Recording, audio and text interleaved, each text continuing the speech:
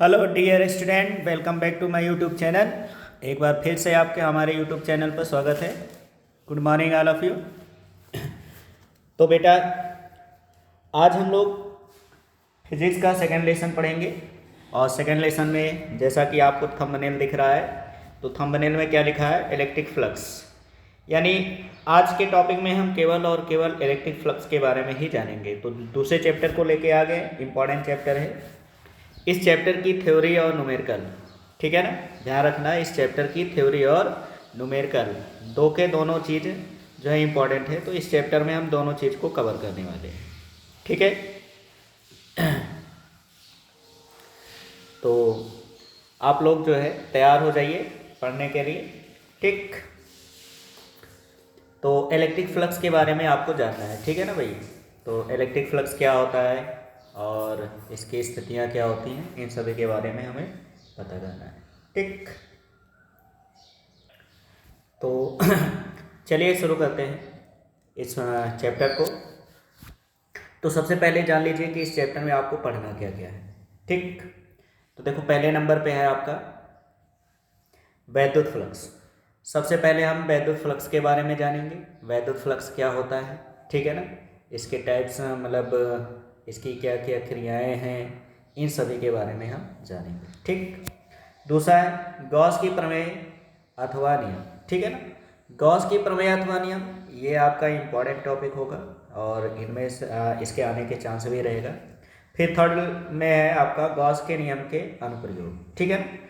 तो गॉस के नियम के अनुप्रयोग, जिसमें आपको गॉस के नियम के जो है कुछ यूजेस हैं, उनके बारे में आपको बताया जाएगा, ठीक है ना। तो इसमें आपके जो है अनुप्रयोग में 3 चैप्टर्स जो है 3 टॉपिक्स हैं, जिसमें एक रहेगा अनंत विस्तार के रेखीय आवेश के कारण वैद्युत क्षेत्र की तीव्रता।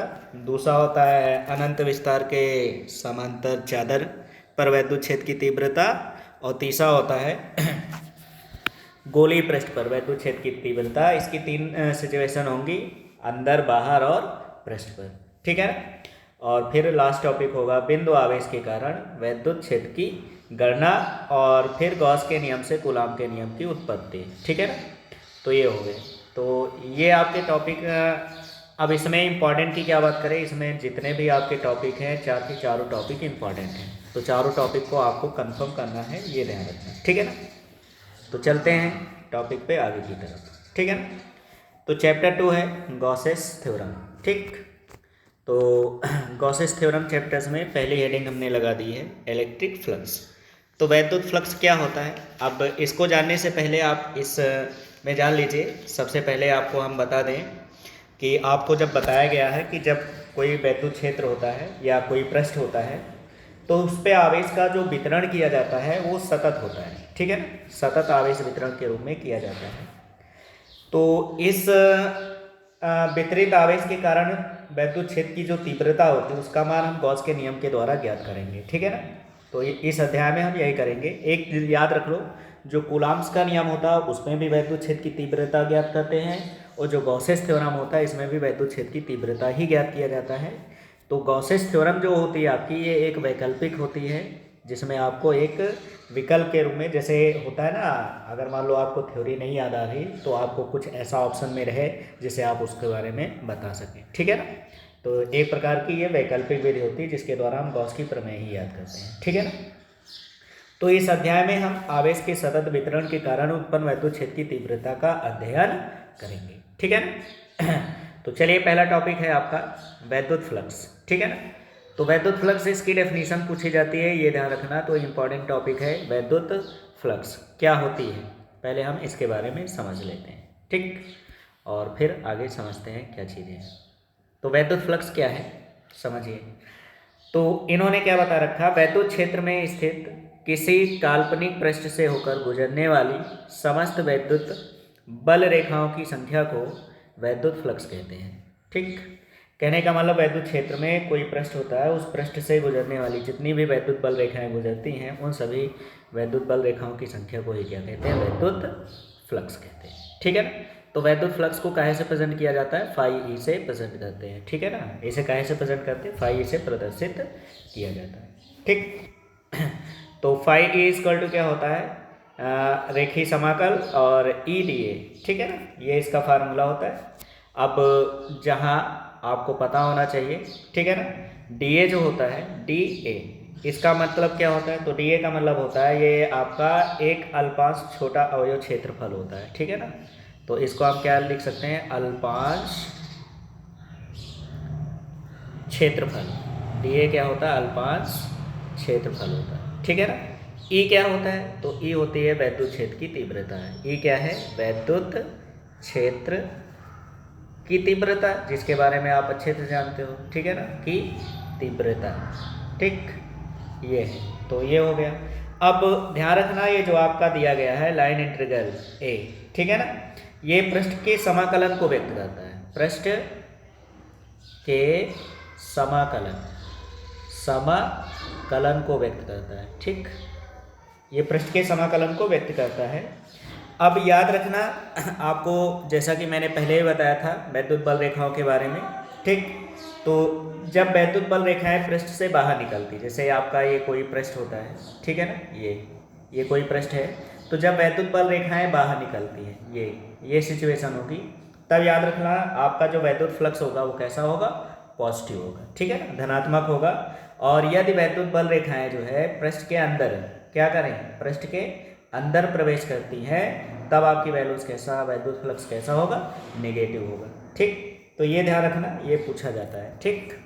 चलते हैं आगे। तो आगे कह रहा है यदि ई तथा डी ए, यानी जो आपका वैद्युत क्षेत्र है, वैद्युत क्षेत्र और डी ए, ठीक है ना, जैसे ये हो गया, मान लो कोई पृष्ठ है, ठीक, और ये आपकी जो है कोई अल्पांश क्षेत्रफल है जिसका एरिया सदिश है डी ए, ठीक है ना, और वैद्युत बल रेखा है, ठीक है ना, ये हो गई ई, ठीक है ना, इनके बीच का अगर एंगल मान लो क्या है? थीटा है, ठीक है ना, इनके बीच का एंगल क्या है? थीटा है। तो जो वैद्युत फ्लक्स यानी फाई ई बराबर किसके हो जाएगा? तो ये हो जाएगा E D A cos theta, ठीक है, तो ये हो जाएगा। अब इसका जब आप रेखीय समाकलन करोगे तो फाई ई बराबर किसके हो जाएगा? ई ए कॉस थीटा, ठीक है ना, जहाँ हमारा जो है थीटा होता है ई और ए के बीच का कोण, ठीक है ना, कि वैद्युत बल रेखा है और उनके बीच का एंगल कितना बनता है, ठीक। आई होप वैद्युत फ्लक्स आपको समझ में आ गया होगा। इंपॉर्टेंट टॉपिक है, ये ध्यान रखना, ठीक है ना। अब चलते हैं अगले स्लाइड पे। तो अगला स्लाइड क्या है? वैद्युत फ्लक्स के मात्रक और विमा, ठीक है ना। तो भाई ध्यान रखना, मात्रक और विमाएं बहुत इंपॉर्टेंट टॉपिक ये भी है, ठीक। तो मात्रक और विमा। अब इंपॉर्टेंट की बात क्या करें, ठीक है ना, इसका हर एक टॉपिक इंपॉर्टेंट है, ये ध्यान रखना, ठीक। तो हर एक टॉपिक को आपको अच्छे से पढ़ना है, ये ध्यान रखना है आपको, ठीक। तो क्या है वैद्युत फ्लक्स का मात्रक? क्या होता है इसका मात्रक? तो वैद्युत फ्लक्स का मात्रक होता है न्यूटन मीटर स्क्वायर प्रति कूलम, ठीक है। कहाँ से निकला? तो भाई अभी जो मैंने फार्मूला आपको बताया था, फाई ई बराबर क्या था? ई ए। अब ई का मात्रक होता है न्यूटन प्रति कूलम और ए का मात्रक हो जाएगा क्या? Metre square. तो क्या हो जाएगा? न्यूटन मीटर स्क्वायर प्रति कूलम, ठीक। विमीय सूत्र। अब विमीय सूत्र इसका क्या होगा? m l की पावर 3 t की पावर -3 और a की पावर -1, ठीक है ना। तो ये हो जाएगा हमारा विमीय सूत्र। और फिर याद रखना, जो वैद्युत फ्लक्स होती है ये कैसी राशि होती है? तो ये एक अदिश राशि होती है, ये ध्यान रखना, ठीक है ना। तो ये कैसी राशि है? अदिश राशि, ठीक। अब देखो इसके कुछ स्थितियां हैं, उन स्थितियों के बारे में जान लो, ठीक है ना। और ये आपके न्यूमेरिकल्स में लगते हैं, तो न्यूमेरिकल्स में ध्यान देना है आपको, ठीक। तो क्या लिखा है? विशेष स्थितियां। तो क्या है? यदि थीटा यानी 0 डिग्री, यानी थीटा 0 डिग्री, अर्थात इसका मतलब यह है कि जब वैद्युत क्षेत्र एवं क्षेत्रफल, ठीक है ना, सदिश, यहाँ क्या होगा? यहाँ लिखा रहेगा सदिश, क्योंकि क्षेत्रफल सदिश, ठीक है ना। तो यदि वैद्युत क्षेत्र एवं क्षेत्रफल सदिश समान दिशा में, ठीक है ना, इसका फिगर आगे ड्रा किया गया है, ये देखिए, ठीक। तो ये आपका एक पृष्ठ है, ठीक है ना, ये दे दिया गया। तो ये इसका जो वैद्युत बल रेखाएं हैं और ये जो आपका क्षेत्रफल सदिश है, दोनों जब एक ही दिशा में होते हैं तो इनके बीच का जो एंगल होगा थीटा इक्वल टू कितना होगा? 0 डिग्री होगा, ठीक है। तो जब थीटा इक्वल टू 0 डिग्री होगा तो उस स्थिति में आपकी जो फ्लक्स होगी ठीक है ना, मतलब cos 0 डिग्री का मान 1 होता है, आपको पता ही है। तो जब आप वैल्यूज़ रखोगे तो phi equal to E A cos theta, तो कॉस थीटा का मान cos 0 का मान कितना होता है 1 हो जाता है। ठीक, तो यहाँ पे फ्लक्स कितना हो जाएगा phi E equal to E ए। ठीक, अब ध्यान रखना यहाँ पे हमारी फ्लक्स जो है कैसी आई है, पॉजिटिव आई है। ठीक है ना, तो पॉजिटिव होता है तो याद रखना कि इस सिचुएशन में फ्लक्स जो होगा वो क्या होगा, अधिकतम होगा। फ्लक्स क्या होगा, अधिकतम होगा। ठीक, ये ध्यान रखना, फ्लक्स क्या होगा, अधिकतम होगा। ठीक, चलते हैं सेकेंड सिचुएशन, सेकेंड स्थिति की क्या है। ठीक, तो सेकेंड स्थिति क्या है, यदि थीटा इक्वल टू 90 डिग्री, अर्थात इसका मतलब क्या हो गया कि वैद्युत क्षेत्र और क्षेत्रफल सदिश जो है परस्पर क्या हो, लंबवत। अब लंबवत का मतलब हो गया कि ये देखो, ये आपका एक पृष्ठ है और इसका एरिया सदिश ऊपर की ओर हो गया, और वैद्युत बल रेखाएँ जो होती हैं उनका डायरेक्शन ये होगी। ठीक, तो जब ये हो गया तो अब इस सिचुएशन में इनके बीच का जो ये एंगल हो रहा है ये कितना बनेगा, 90 डिग्री। कितना बनेगा, 90 डिग्री। ठीक है ना, इनका एंगल जो है वो कितना है, 90 डिग्री। तो जब cos 90 होगा तो 90 इक्वल टू कितना होता है, 0 होगा। ठीक है, तो 90 इक्वल टू 0 हो गया, तो इस सिचुएशन में इसकी जो वैल्यूज़ हो जाएगी वो कितनी हो जाएगी। ठीक, ये जान लो। तो इस सिचुएशन में जब cos 90 हो जाएगा तो इस फ्लक्स फाई ई बराबर जो हो जाएगा वो कितना हो जाएगा, ई डी ए cos 90, और cos 90 की वैल्यूज़ क्या होती है, 0। तो जब इसको हम 0 से मल्टीप्लाई करेंगे, ठीक है ना, तो फाई ई इक्वल टू हो जाएगा ई डी ए, और cos 0 की वैल्यू 0, तो 0 से कोई चीज़ मल्टीप्लाई होगा तो फाई ई इक्वल टू कितना हो जाएगा, 0 हो जाएगा। ठीक है, तो ये ध्यान रखना। तो इस सिचुएशन में हमारा फ्लक्स कितना होगा, 0 हो जाएगा। ठीक, चलो अगले टॉपिक। तो टॉपिक नंबर 3 है। ठीक है ना, थर्ड में क्या लिखा है, यदि थीटा 180 डिग्री, अर्थात ये है कि वैद्युत क्षेत्र और सदिश क्षेत्रफल, ठीक है ना, सदस्य नहीं होगा, क्या होगा, सदिश क्षेत्रफल या क्षेत्रफल सदिश, ठीक है ना, परस्पर क्या हो, विपरीत हो। विपरीत हो यानी कि ई की वैल्यूज इस डायरेक्शन में और डी ए इस डायरेक्शन में, तो दोनों के बीच का एंगल जो होगा वो कितना होगा, 180 डिग्री हो जाएगा। ठीक है, तो 180 cos 180 की वैल्यूज क्या होती है, -1।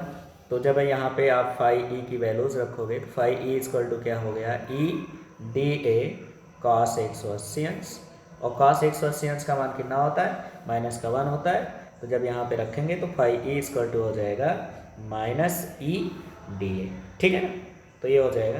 तो इसकी ये 3 स्थितियाँ हैं, इन तीनों स्थितियों को आप जरूर याद रखिए। ठीक है ना, तो अगर इन तीनों स्थितियों को आप याद रखेंगे तो समझ लीजिए कि आपका दो से मतलब 2 नंबर तो कंफर्म ही हो गए। ठीक है ना, तो 2 नंबर आने के चांस रहेंगे। ठीक, आगे चलते हैं अगले स्लाइड पे। तो अगले स्लाइड में देख लो क्या है। तो अगला स्लाइड है वैद्युत फ्लक्स। ठीक है ना, वैद्युत फ्लक्स की निर्भरता, यानी कि हमारा वैद्युत फ्लक्स किन किन बातों पर निर्भर करता है, तो ये ध्यान रखना है। ठीक, तो वैद्युत फ्लक्स का जो पहला सिचुएशन है वो क्या है, किसी पृष्ठ से गुजरने वाला कुल वैद्युत फ्लक्स पृष्ठ द्वारा घेरे गए कुल आवेश तथा माध्यम पर निर्भर करता है। कहने का मतलब है कि यहाँ पे हमें ये देखना है कि हमारा जो पृष्ठ है उससे कितनी वैद्युत फ्लक्स रेखाएं घिर रही, ठीक है ना, तो उससे जितनी भी वैद्युत बल रेखाएं, जितनी मात्रा में वैद्युत बल रेखाएं गुजरेंगी, ठीक है ना, वही उसका क्या कहलाएगा, वैद्युत फ्लक्स। ठीक है ना, जैसे ये हो गया, अब यहाँ से ये मान लो वैद्युत बल रेखाएं, ठीक है ना, ये हो गई। ठीक, अब इस पृष्ठ से है ना जितनी वैद्युत बल रेखाएं गुजरेंगी, ठीक है ना, वही हमारी क्या कहलाएगी, वैद्युत फ्लक्स।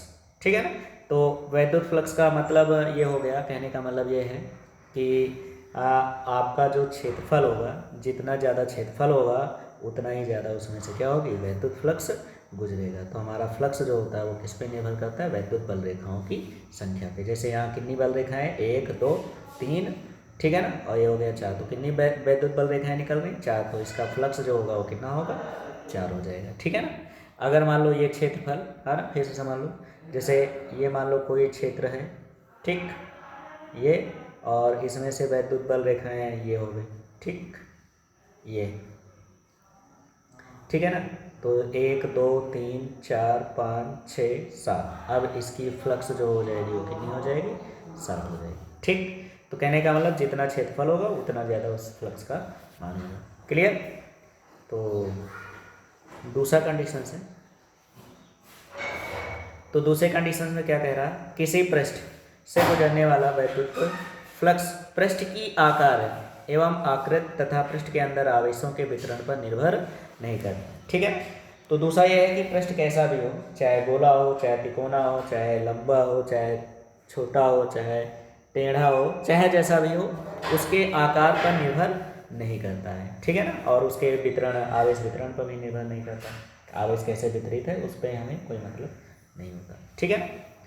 आई होप आपको समझ में आ गया होगा वैद्युत फ्लक्स। ठीक है ना। तो आज के टॉपिक में बस इतना ही। आप मिलेंगे कल जो है इस चैप्टर को जो है दूसरे भाग में। तो दूसरा भाग हमारा जो होगा वो कल इस चैप्टर को पूरी तरह से ख़त्म कर देंगे। ठीक है ना। ये चैप्टर आपका कल पूरी तरह से ख़त्म हो जाएगा। ठीक। तो अगर वीडियो हेल्पफुल लग रही है तो वीडियो को लाइक, सब्सक्राइब और शेयर जरूर करें। ठीक है ना। और जो भी विद्यार्थी हमारे चैनल को पहली बार देख रहा है वो लोग जो है चैनल को लाइक, सब्सक्राइब कर लें, ताकि जैसे ही वीडियो अपलोड की जाए उसका नोटिफिकेशन आपको तुरंत मिल जाए। ठीक है ना। तो नोट्स बनाते रहिए, पढ़ते रहिए, मस्त रहिए। ठीक है ना। और बहुत जल्द हम आप लोगों को ऑनलाइन जो है टेस्ट की व्यवस्था कर रहे हैं। तो आप लोगों का हर संडे जो है ऑनलाइन टेस्ट हो जाएगा। कल थोड़ा सा मैं बिज़ी था और समय नहीं मिल पाए, इसलिए कल वीडियो नहीं अपलोड कर पाए। तो आज आप लोग पढ़िए और नोट्स ज़रूर बनाइए। ठीक है ना। तो आज के लिए बस इतना ही, मिलते हैं कल फिर नए टॉपिक पे। तो आज के लिए बस इतना।